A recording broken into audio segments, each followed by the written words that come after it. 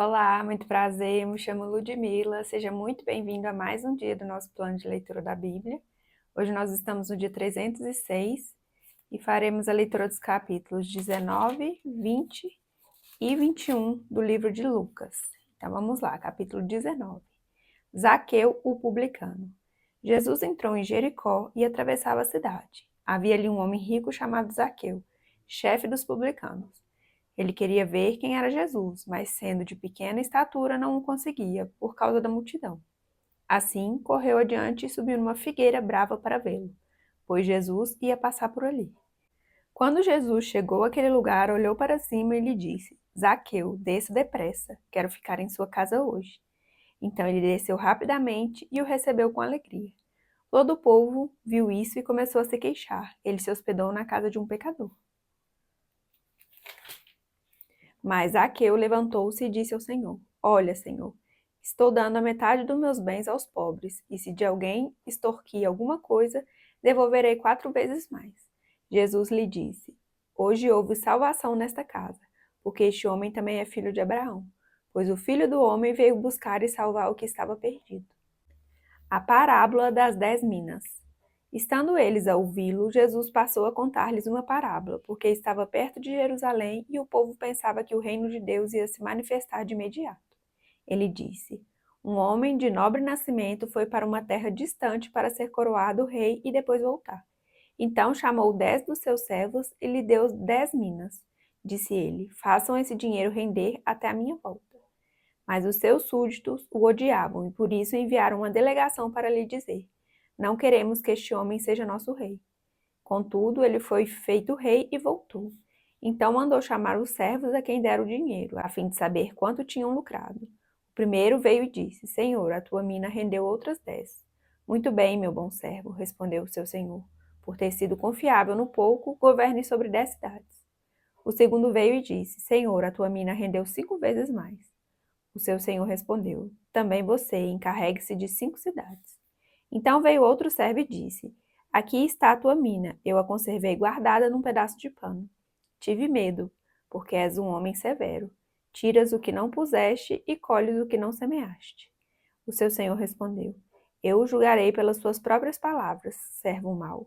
Você sabia que sou homem severo, que tiro o que não pus e colho o que não semeei. Então por que não confiou o meu dinheiro ao banco?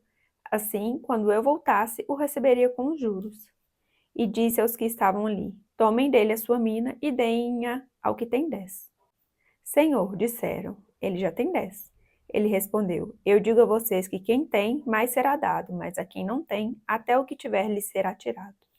E aqueles inimigos meus, que não queriam que eu reinasse sobre eles, tragam-nos aqui e matem-nos na minha frente. A entrada triunfal. Depois de dizer isso, Jesus foi adiante, subindo para Jerusalém. Ao aproximar-se de Betfagé e de Betânia, no monte chamado das Oliveiras, enviou 2 dos seus discípulos, dizendo-lhes: Vão ao povoado que está adiante, e ao entrarem encontrarão um jumentinho amarrado, no qual ninguém jamais montou. Desamarrem-no e tragam-no aqui. Se alguém perguntar por que o está desamarrando, digam-lhe: o Senhor precisa dele. Os que tinham sido enviados foram e encontraram o animal exatamente como ele lhes tinha dito. Quando estavam desamarrando o jumentinho, os seus donos lhes perguntaram: Por que vocês estão desamarrando o jumentinho? Eles responderam: O Senhor precisa dele. Levaram-no a Jesus, lançaram os seus mantos sobre o jumentinho e fizeram que Jesus montasse nele. Enquanto ele prosseguia, o povo estendia os seus mantos pelo caminho. Quando ele já estava perto da descida do Monte das Oliveiras, toda a multidão dos discípulos começou a louvar a Deus alegremente e em alta voz.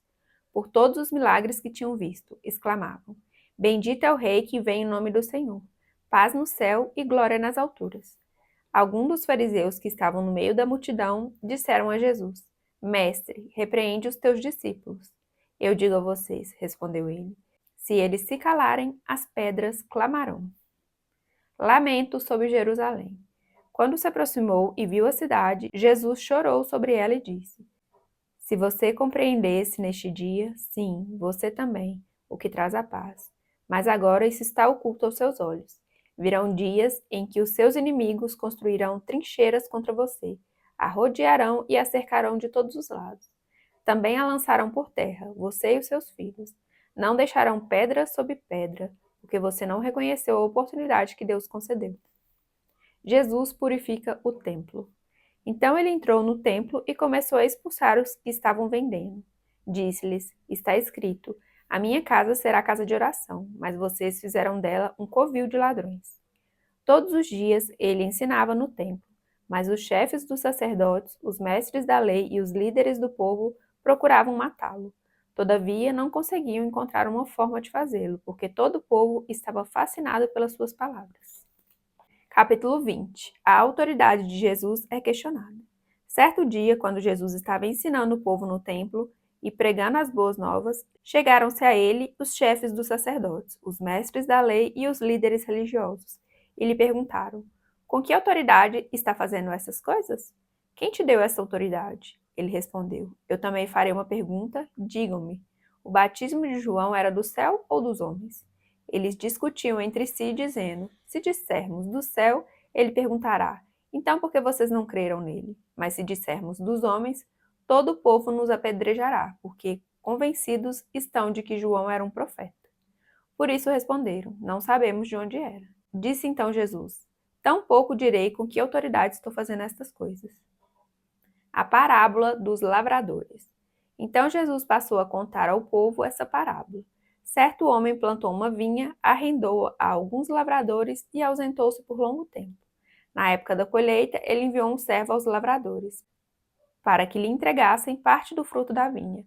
Mas os lavradores o espancaram e o mandaram embora de mãos vazias. Ele mandou outro servo, mas a este também espancaram e o trataram de maneira humilhante, mandando-o embora de mãos vazias. Enviou ainda um terceiro, e eles o feriram e o expulsaram da vinha. Então o proprietário da vinha disse: Que farei? Mandarei meu filho amado, quem sabe o respeitarão. Mas quando os lavradores o viram, combinaram uns com os outros, dizendo: Este é o herdeiro, vamos matá-lo e a herança será nossa. Assim lançaram-no fora da vinha e o mataram. O que lhes fará então o dono da vinha? Virá, matará aqueles lavradores e dará a vinha a outros. Quando o povo ouviu isso, disse: Que isso nunca aconteça. Jesus olhou fixamente para eles e perguntou: Então qual é o significado do que está escrito? A pedra que os construtores rejeitaram tornou-se a pedra angular. Todo o que cair sobre esta pedra será despedaçado, e aquele sobre quem ela cair será reduzido a pó. Os mestres da lei e os chefes dos sacerdotes procuravam uma forma de prendê-lo imediatamente, pois perceberam que era contra eles que ele havia contado essa parábola. Todavia, tinham medo do povo. O pagamento de imposto a César. Pondo-se a vigiá-lo, eles mandaram espiões que se fingiam justos para apanhar Jesus em alguma coisa que dissesse, de forma que o pudessem entregar ao poder e à autoridade do governador. Assim, os espiões perguntaram: Mestre, sabemos que falas e ensinas o que é correto e que não mostras parcialidade, mas ensinas o caminho de Deus conforme a verdade. É certo pagar imposto a César ou não? Ele percebeu a astúcia deles e lhes disse: Mostre-me um denário. De quem é a imagem e a inscrição que há nele? De César, responderam eles. Ele lhes disse: Portanto, deem a César o que é de César, e a Deus o que é de Deus. E não conseguiram apanhá-lo em nenhuma palavra diante do povo. Admirados com a sua resposta, ficaram em silêncio. A realidade da ressurreição. Alguns dos saduceus, que dizem que não há ressurreição, aproximaram-se de Jesus com a seguinte questão: Mestre, disseram eles, Moisés nos deixou escrito que se o irmão de um homem morrer e deixar a mulher sem filhos, este deverá casar-se com a viúva e ter filhos para seu irmão. Havia 7 irmãos. O primeiro casou-se e morreu sem deixar filhos. O segundo e o terceiro, e depois também os outros, casaram-se com ela. E morreram os 7 sucessivamente, sem deixar filhos. Finalmente morreu também a mulher.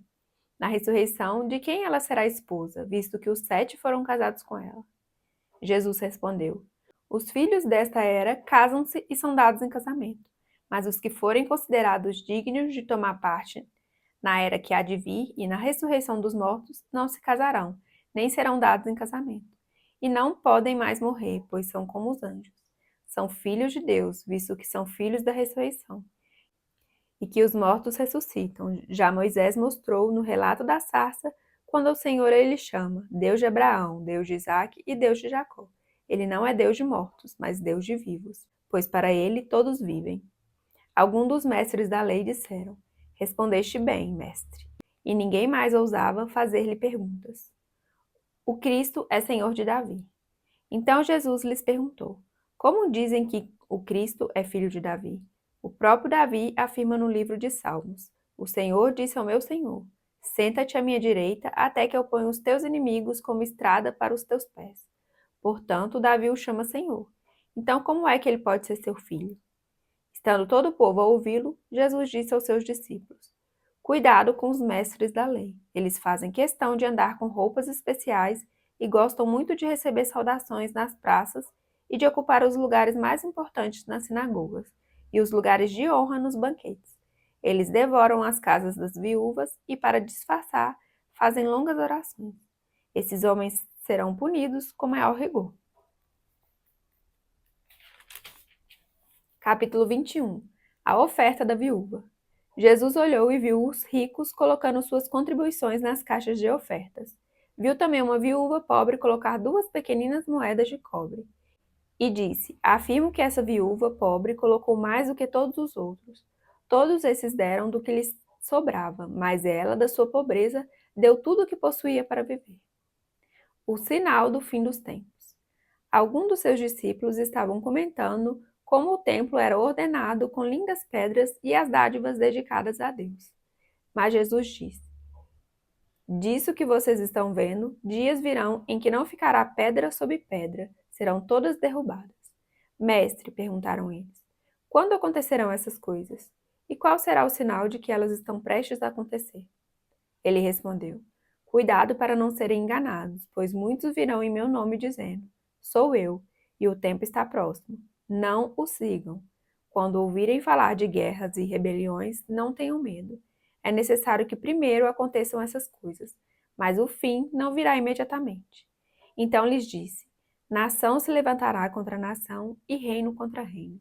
Haverá grandes terremotos, fomes e pestes em vários lugares e acontecimentos terríveis e grandes sinais provenientes do céu. Mas antes de tudo isso, prenderão e perseguirão vocês. Então eles o entregarão às sinagogas e prisões, e vocês serão levados à presença de reis e governadores. Tudo por causa do meu nome. Será para vocês uma oportunidade de dar testemunho. Mas convençam-se de uma vez de que não devem preocupar-se com o que dirão para se defender, pois eu lhes darei palavras e sabedoria a que nenhum dos seus adversários será capaz de resistir ou contradizer. Vocês serão traídos até por pais, irmãos, parentes e amigos, e eles entregarão alguns de vocês à morte. Todos odiarão vocês por causa do meu nome. Contudo, nenhum fio de cabelo da cabeça de vocês se perderá. É perseverando que vocês obterão a vida. Quando virem Jerusalém rodeada de exércitos, vocês saberão que a sua devastação está próxima. Então, os que estiverem na Judéia, fujam para os montes. Os que estiverem na cidade, saiam, e os que estiverem no campo, não entrem na cidade. Pois esses são os dias da vingança, em cumprimento de tudo o que foi escrito. Como serão terríveis aqueles dias para as grávidas e para as que estiverem amamentando. Haverá grande aflição na terra e ira contra este povo. Cairão pela espada e serão levados como prisioneiros para todas as nações. Jerusalém será pisada pelos gentios, até que os tempos deles se cumpram. Haverá sinais no sol, na lua e nas estrelas. Na terra as nações estarão em angústia e perplexidade com o bramido e a agitação do mar. Os homens desmaiarão de terror, apreensivos com o que estará sobrevindo ao mundo, e os poderes celestes serão abalados. Então se verá o Filho do Homem vindo numa nuvem com poder e grande glória.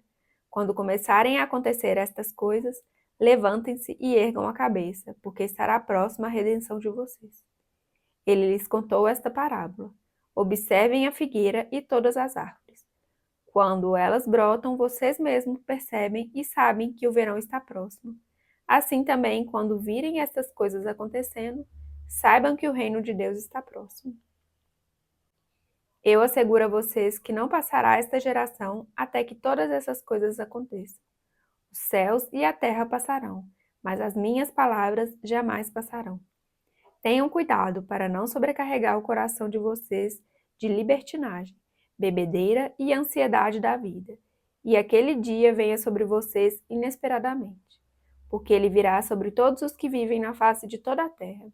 Estejam sempre atentos e orem para que vocês possam escapar de tudo que está para acontecer e estar em pé diante do Filho do Homem. Jesus passava o dia ensinando no templo, e ao entardecer saía para passar a noite no monte chamado das Oliveiras. Todo o povo ia de manhã cedo ouvi-lo no templo. Finalizamos então a leitura do dia. Muito obrigada pela sua companhia. Fique com Deus e até amanhã. Tchau, tchau.